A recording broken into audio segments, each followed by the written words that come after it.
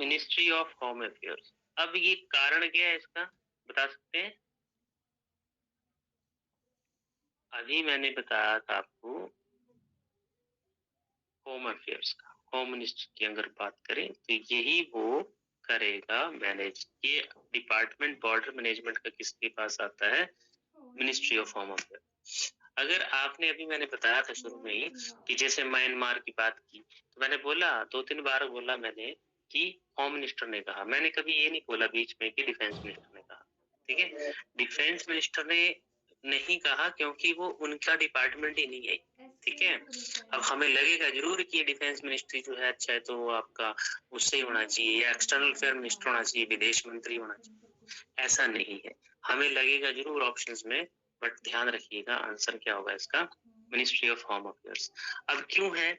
क्योंकि internal security को maintain करना है ना, जो पीस मतलब हमारा जो देश है उसमें पीस स्थापित करना, शांति स्थापित करना, या फिर इंटरनल सिक्योरिटी आंतरिक सुरक्षा की बात करें, बॉर्डर मैनेजमेंट की बात करें, तो ये सारी मिनिस्ट्री ऑफ होम अफेयर्स में आएगी। होम अफेयर्स में क्यों?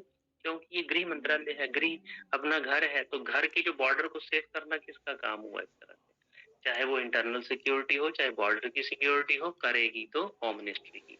तो डिफेंस मिनिस्ट्री किसके लिए है, ये भी तो होगा कि डिफेंस मिनिस्ट्री का क्या काम है फिर। तो डिफेंस मिनिस्ट्री का काम होता है जो हमारी फोर्सेस हैं, थल सेना, वायु सेना और जल सेना, ठीक है, आर्मी नेवी एयरफोर्स, उनको मेंटेनेंस, उनका जो है वो कहीं ना कहीं एडमिनिस्ट्रेटिव जो फंक्शन है, प्रशासनिक प्रणाली है, उसको मेंटेन करना, ना कि इन उलझनों में पड़ना। ठीक है, तो उनका अलग मुद्दा है, वो अलग चीज है। ठीक है, वो डिफेंसरी के मिनिस्टर है, उनके एडमिनिस्ट्रेशन फंक्शन है उनके पास, बट जो बॉर्डर मैनेजमेंट है वो मिनिस्ट्री ऑफ होम अफेयर्स के पास है। ठीक है जी, तो ये आपने ध्यान रखना है। तो इससे जुड़ा हुआ और चीज आती है आफ्सपा। मैं थोड़ा सा इसलिए बता रहा हूँ क्योंकि ये क्वेश्चन आ जाते हैं, क्योंकि आपको पता ही है हमारे जो पड़ोसी देश हैं इनके साथ साथ क्या क्या है। अब ये क्या है पता है किसी को?